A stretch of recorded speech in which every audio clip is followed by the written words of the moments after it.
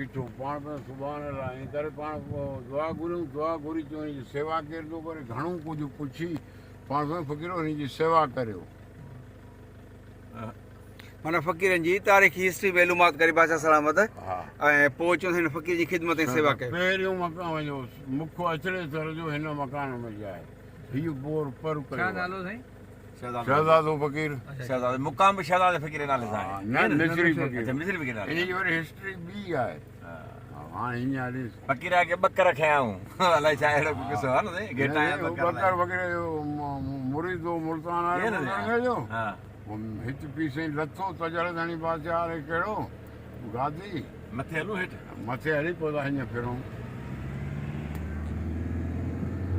अच्छा पोइ चऊं पीसे लाइ बकरो खपे जमा थोरी हूंदी हीअं टनो करे हीअ वरी हेठि ठाहिया तूं परियां इहे खेरात वारा घर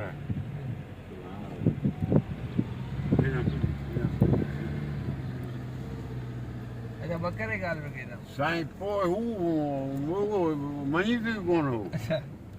पोइ मिस्री उगरो हा उगरो फ़क़ीर मिस्री हजाम हो पिट जो हा पटके बद फ़क़ीर जो आउं थो खणी वञा फ़क़ीर आयो त बकर वधो पोइ कयो हलियो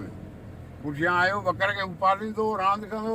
घराणे खां पुछे बकर जो बकर मिस्री हजाम आयो खणी वियो कंजो चई पीर कंजो बकर मुंहिंजो मुंहुं बुज़ुर्ग मुल्तान लाइ पालियो न चऊं वञ हाणे कावड़ी लठ खणी हितां हेठां दावत जी जाइ आहे उते आयो चऊं फ़क़ीर कावड़ियो वञ हाणे डिॼंदा सभु पिया शहज़ादे फ़क़ीर खां हा शहज़ादो फ़क़ीर अचे पियो हिमत वारो माण्हू वॾो बंगो ॾाढो हा छोकिरो हो हा शहज़ा हाणे हिते जाइ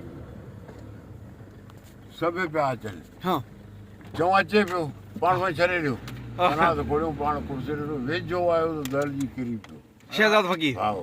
चऊं साईं इहो मरे थो चए मार करे छॾे ॾियो पघर पघर थिया घणी देरि थी कैची पाण घुरायूं वार कटी थिया पंहिंजो लख जेको आहे न जमायती जी जी जी पापड़ी कट जेको जमायती कट पापड़ी कट हा हा उहो करे पोइ फ़क़ीर खे पुठियो थियो त ईअं मथे सारम थियो हौशम आयो चई हज़रत मुंहिंजी तोबा आहे उन ॾींहुं घर अची वियो हा चई वियो मूंखे बैत कर पोइ बैत ॾिनई हा पोइ हजाम हो हा पोइ हुन हजाम चई त हाणे मुंहिंजो तूं आहीं हजाम हा हा तस्बी जी पर मुंहिंजो उस्ताद ऐं जंहिं तो इहा दिलि ॿधी ओ मिस्री फ़क़ीर हा हा सदाई फ़क़ीर जो जी जी मिस्रीअ खे मिस्री त हाणे जे तूं न इहो कमु करीं हा त मूंखे इहा शइ नसीबु कान थी आहे उनजे करे तूं मुंहिंजो उस्ताद दग